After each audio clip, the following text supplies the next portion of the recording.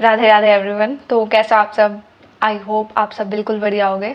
तो जैसा कि आज आपकी सेकंड काउंसलिंग का रिजल्ट आ चुका है, आई होप जो आपको सीट अलॉट हुई है वो आपकी विश के अकॉर्डिंग ही हुई हो।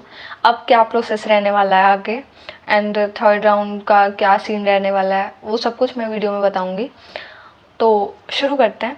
सबसे पहले तो मैनी मैनी कॉन्ग्रेचुलेशंस उन सभी स्टूडेंट्स को जिन्हें अपनी विश के अकॉर्डिंग कॉलेज अलॉट हुआ है। इस बार बहुत सारी स्टूडेंट, मैंने लिस्ट देखी थी तो बहुत सारे स्टूडेंट्स को अपग्रेडेड होकर कॉलेज मिले हैं। लाइक डीडीयू में मोस्टली गर्ल्स हैं जो पीजीआई मिला है जिन्हें अपग्रेडेड होके, और सफीदों से डीडीयू में भी बहुत सारी अपग्रेडेशन देखी गई है। तो आई विश, लाइक मैंने ऐसे भी देखे थे कि फर्स्ट राउंड में कुछ स्टूडेंट्स को नहीं अलॉट हुआ था। लाइक कुछ स्टूडेंट्स होते हैं जो प्रेफरेंस में सिर्फ वही कॉलेज रखते हैं जो उन्हें चाहिए होता है, तो उन्हें नहीं अलॉट था। बट इस राउंड में हुआ है, बहुत अच्छे गवर्नमेंट कॉलेजेस अलॉट हुए हैं, तो बहुत अच्छी बात है सबके लिए। कुछ स्टूडेंट्स जिन्हें पिछले राउंड में प्राइवेट कॉलेजेस नहीं अलॉट हुए थे उन्हें प्राइवेट कॉलेजेस भी मिले हैं। देखो, अभी भी जो स्टूडेंट्स ये सोच रहे हैं कि उन्हें लास्ट राउंड तक कॉलेज चाहिए ही चाहिए, बट इस राउंड में भी उन्हें कॉलेज अलॉट नहीं हुआ है, तो उन स्टूडेंट्स को अब क्या करना चाहिए वो भी मैं इस वीडियो में बताने वाली हूँ। तो वीडियो को बिना स्किप किए लास्ट तक ज़रूर देखना। इसके साथ ही जिन स्टूडेंट्स का एडमिशन हो गया है सेकेंड राउंड में, जिन्हें कॉलेज मिला है, तो उन्हें फ़ीस कैसे सबमिट करनी है और क्या प्रोसेस रहने वाला है, तो चलो शुरू करते हैं। सबसे पहले अभी जिन स्टूडेंट्स का सेकेंड राउंड में नाम आया है, तो अपने 11 से मीन्स आज से ही 13 तारीख तक का टाइम है आपके पास फीस डिपोजिशन के लिए। वो आपको ऑनलाइन करनी है। ऑनलाइन कैसे? आपके पास ईमेल पर मैसेज आ गया होगा, तो वहाँ पे आपको कंप्लीट लिंक दी होगी या एड्रेस दिया होगा जहाँ पे आपको अपनी फ़ीस सबमिट करनी है। गवर्नमेंट कॉलेजेस के लिए 20,000 करनी होती है और प्राइवेट के लिए 60,000 करनी होती है। तो ये फ़ीस आपको सबमिट करनी है। ये फ़ीस आप वहीं पे लिंक जो गिवन होगी आपको ईमेल पे, वहाँ से कर सकते हो, या अभी कुछ टाइम बाद ही, मतलब आज में रात तक आपके जो USHR की ऑफिशियल वेबसाइट है पीजीआई रोहतक की, वहाँ पे एक ऑप्शन शो हो जाएगा फीस सबमिशन का, तो उसके थ्रू भी आप फीस सबमिट कर सकते हो। ठीक है, तो ये फीस सबमिशन का हो गया। 11 से 13 तारीख तक का टाइम है आपके पास फीस सबमिशन का।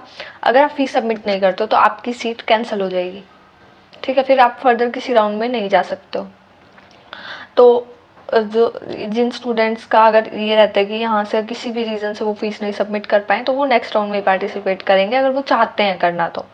ठीक है, फिर उसके बाद 14 से 17 तारीख तक का टाइम रहेगा आपका डॉक्यूमेंट वेरिफिकेशन का।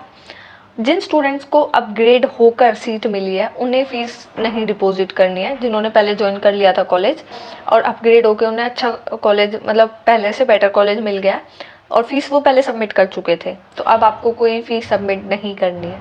ठीक है, बस जहाँ आपने अपने डॉक्यूमेंट्स दिए थे वहाँ से आपको डॉक्यूमेंट्स ला के दोबारा डॉक्यूमेंट वेरिफिकेशन करवानी होगी और अपने नए कॉलेज में अपने डॉक्यूमेंट सबमिट करने होंगे, और उसके साथ ही वो फीस स्लिप जो रहती है ना आपकी, वो भी सबमिट करनी है।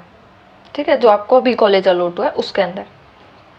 ठीक है, और उसके साथ ही आपकी 14 से 17 तारीख तक का टाइम रहने वाला है आपका डॉक्यूमेंट वेरिफिकेशन के लिए। डॉक्यूमेंट वेरिफिकेशन में जो ये मैं पहले भी पिछली वीडियोस में बता चुकी हूँ कौन कौन से डॉक्यूमेंट्स चाहिएंगे आपको। तो ये आपकी वहीं पे पीजीआई में ऑडिटोरियम में होने वाली है, जो पिछला एड्रेस था वही सेम है, वहाँ पे आपकी डॉक्यूमेंट वेरिफिकेशन होगी। जिन्हें अपग्रेड होकर मिला है वो अपने डॉक्यूमेंट्स ले आना वहाँ से कॉलेज से और सबमिट करवा देना अपने डॉक्यूमेंट्स।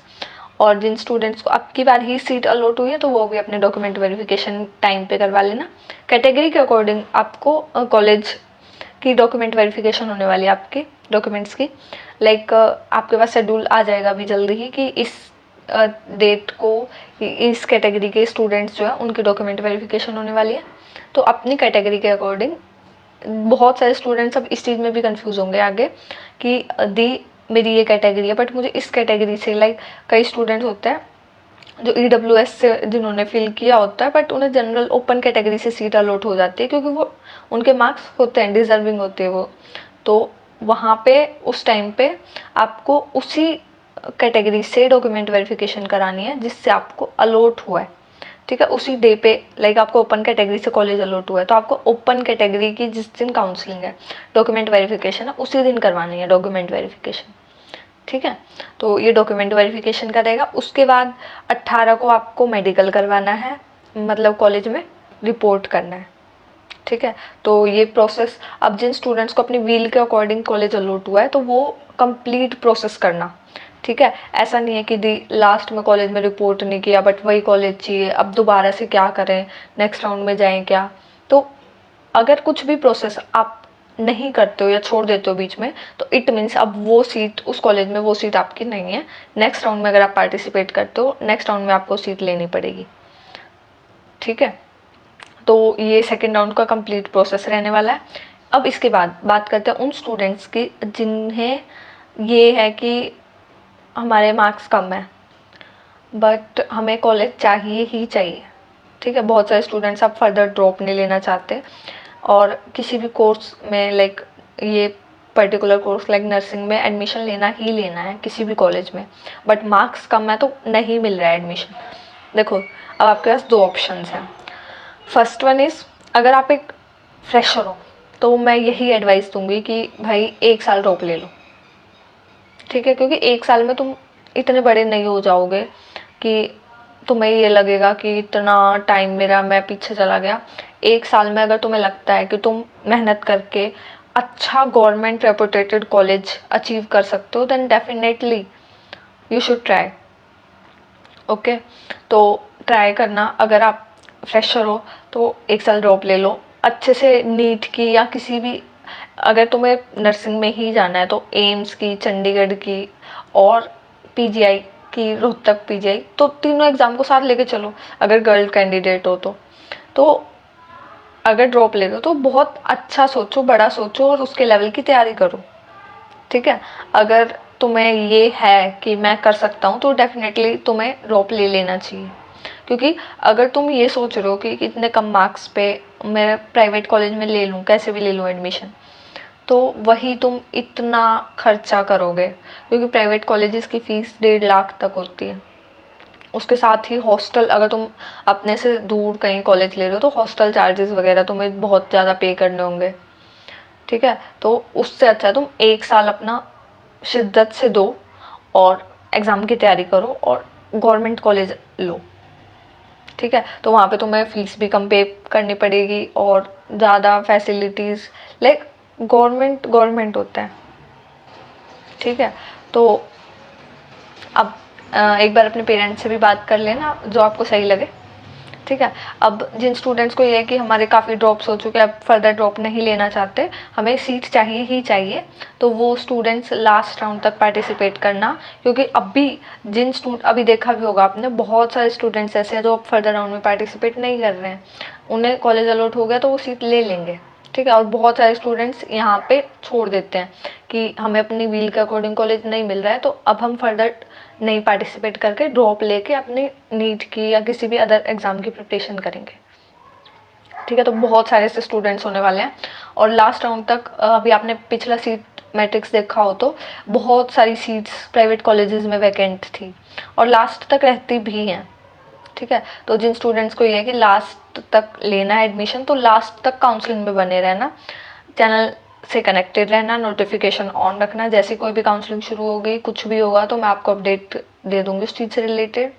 और अगर तुम लास्ट राउंड तक काउंसलिंग में बने रहते हो तो कम मार्क्स पे आपको कॉलेज अलॉट हो जाता है, प्राइवेट तो ऑब्वियसली। ठीक है, क्योंकि प्राइवेट कॉलेजेस में सीट बहुत वैकेंट रहती हैं। ठीक है, तो आई होप आपके बहुत सारे डाउट्स क्लियर हो गए होंगे काउंसलिंग से रिलेटेड, एडमिशन से रिलेटेड। अब बहुत सारे स्टूडेंट्स ये भी पूछने वाले हैं कि दी अब सेकेंड राउंड के बाद, अभी सेकेंड राउंड तो जल्दी ख़त्म हो जाएगा तो हमारी क्लासेस कब शुरू होंगी। तो आपकी क्लासेस इस मंथ के लास्ट तक शुरू हो जाएंगी या नवंबर के स्टार्टिंग तक पता चल जाएगा आपको।